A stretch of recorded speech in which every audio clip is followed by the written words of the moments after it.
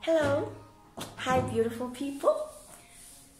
Thank you for joining me again and welcome to the channel. If you haven't subscribed, before we move on, click on subscribe button and share. Hope you guys enjoyed last week's content, the struggles. Yeah, it's real. It's life, it's real. The struggles are real. We all go through the most in life. Alright, so today I'm going to address one of the comments I received from the videos, the wedding videos. So this is such a lovely story to read and I hope you guys will enjoy it. Okay, so it was from Mr. Whoever from Kenya. He says that your story and mine is very similar. The only difference is that I was the man. So the fix is not only for ladies, guys. It's for everybody. Young girls. Young girls can learn from this story. Boys can learn from this story how to treat your significant potential other, you know. And husbands could also learn from this story, because this girl could be your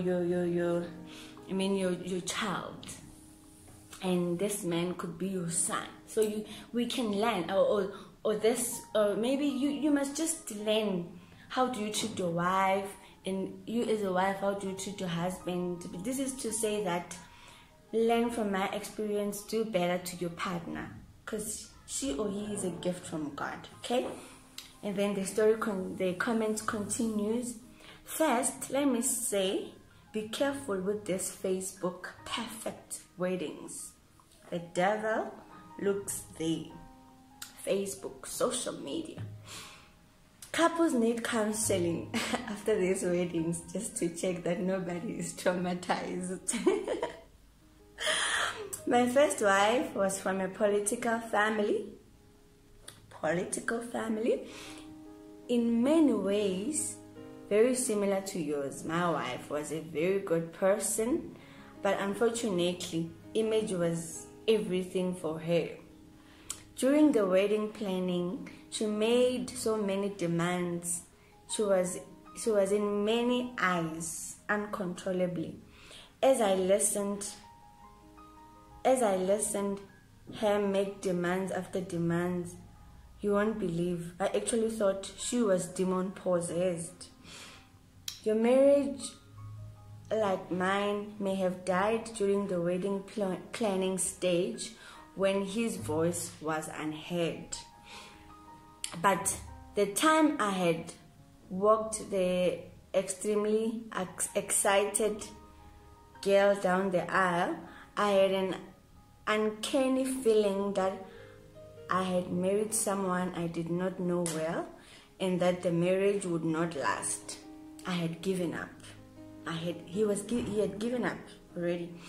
My wife then was so excited. She did not notice that I had gone quiet. I heard you mention the 5 bridal showers. My wife did not even care about my struggle and debts, like the financial struggle. In fact, immediately after the wedding, and I heard you insinuate the same. Consummation of their marriage was a problem. Again, as in your case, I did not desire her. I had given up on the marriage. Your husband says he was tired. Giving up and tired could mean the same thing in African languages. Anything she did suggested, even intimacy, were in my eyes, just additional demands, and yet I had given up. During our wedding, my family was relegated as the political family took center stage. When our marriage was breaking apart, she had no support within my family to run to. Our marriage struggled for almost 2 years, then broke. She tried so hard to repair things, but it did not work. It is 16 years since I quietly remarried, and we have endured the hardships of life together and grown in love like someone told you that love is not instant coffee. It is grown and strengthened by the knocks of life that you endure together. Ask your parents what they've been through. What a story, a sad story coming from a man. I love the honesty in this comment. This man is very honest to say that he had given up even before the wedding. I love what he's pointing out. The points are very valid. Okay, when you get involved with somebody, I believe that you guys speak, right? You know when a man approaches a woman, obviously you know where this woman comes from. You have made your research. I speak, I talk like I'm a talkative person. I don't hide myself. So even if we are not from the same area, I will tell you where I am from. I'll tell you my background in full, right? So in my case, the situation is different. I communicated from day one that this is the kind of wedding I want. It's something that I've dreamed of my whole life. And me communicating the wedding I want, I did not put it on his care. I worked, my parents helped, everybody, the church helped. So he did not have to pay for everything by himself. It would have been unfair for me to make demands while I'm popping up nothing. So in my case, the financial part, we shared responsibilities. Hence I said in one of my videos, do not invest in a one-day's event. I mean, yes, it might be something that you didn't want, but it's something that I dreamed of, and I asked, I pleaded that this is what I want, and I'm willing to help here financially, you know. So communicate with your partner, you know. And when you see that the finance part is draining for you, come up with a better solution together that will suit both of you. Communicate. And then he speaks about the political family taking over, being at the center stage, which is the same also with me, being from a pastoral family. And it looked like that. It looked like we took the center stage. But in my case, there was, when we spoke about this wedding thing, I told my parents, and they were like, righteous, you like things, righteous this, righteous that. I know, I agree. They were like, why do you want to do the garden wedding? I'm like, I want to do it for myself. My dad, I remember, even suggested that go, okay, we can hire the stadium. I'm like, no, I want a fancy place. That's so funny. A stadium. Okay, they didn't understand anyway. So, yeah. So because of that, my parents knew their child. So they took a trip. They went to his house to sit down and speak to him. They're like, we know how righteous is. Please tell us, did you guys agree on this? Because we know she can overpower you and she can just be all over the place. So he was like, no, we spoke about it. We agreed. Because my parents hated to hear something like that, because we are the pastors. Then we are taking over, you know. So he said to them, no, we spoke about it, we agreed, we are in this together. And they were like, are you sure? Yeah, I'm sure. Okay, so one thing that I want to speak to men about today is men learn to communicate. Speak out. If something does not suit you, do not compromise your happiness. Look, this guy says to me, he went in while he had given up on the marriage. He was no more interested. Why do you take me down the aisle while you are no more interested? Why not stop it? Did we have to go through that whole process? Why didn't you do it? So somebody said, somebody commented to say that,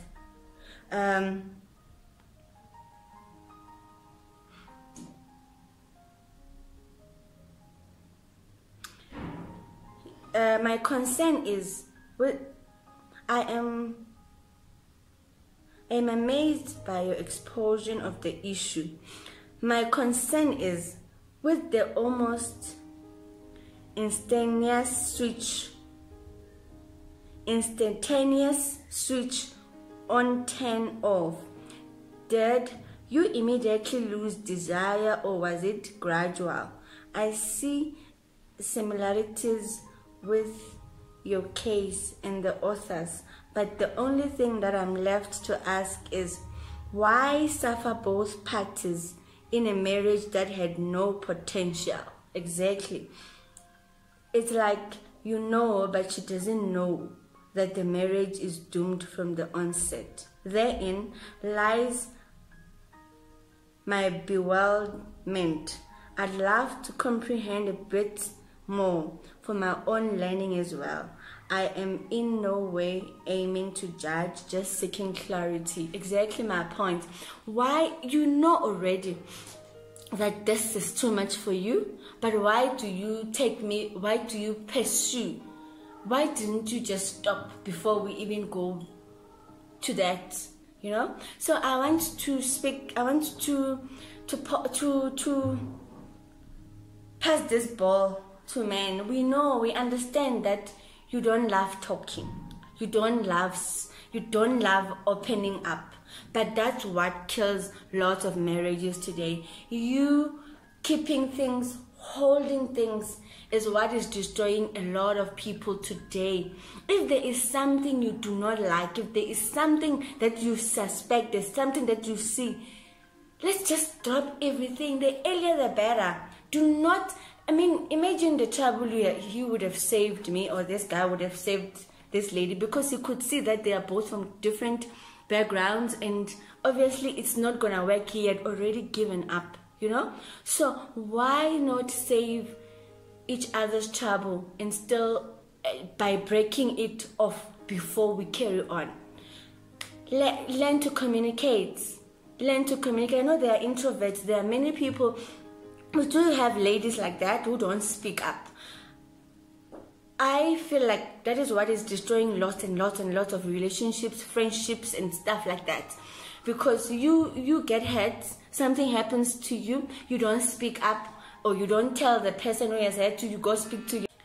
It defeats the whole purpose, you know? So in a situation where you know that you are an introvert, you can't speak things out, be open. Tell your partner that, you know, sometimes I struggle speaking things out, you know. You need to have ways in which you communicate. You understand what I mean? Communicate from the first onset. Communicate the type of a blessing ceremony you would want to have. Would you want to have a big wedding? Would you want to have a small blessing in church? Or would you want to have a party, you know? Or just the diary, the lobola, and it's done, you know? It should be communicated. Let's communicate instead of making people go through things and then later on you decide that you don't want this anymore. So guys, let's communicate. Communication, it's the way. Communication can fix or destroy. So communicate and communicate. It's important for whether it's at work, home, family, anyway. Communication is the way. Communicate better. And go check the story of Fatima. Who are we to judge? So you understand the importance of communication. Thank you, guys. Tell me what you think. Don't you think communication solves lots of problems? I think it does. And if you think so too, give me a comment, a like, and share. See you, and may you remain blessed. Don't forget, the Bible says, he who finds a wife obtains favor from God. Finds favor and obtains. He who finds a wife finds a good thing and obtains favor from the Lord. So, not vice versa. Not she who finds a husband. He who finds a wife. Wait to be found, my ladies. Wait to be found. Don't go look for a man. Don't go and wait for him to find you. He is looking for you. He'll find you. And you will be blessed. You'll be happy. God will bless you with a happy marriage. Thank you, guys. I love you. Bless you. The Fix with Righteous.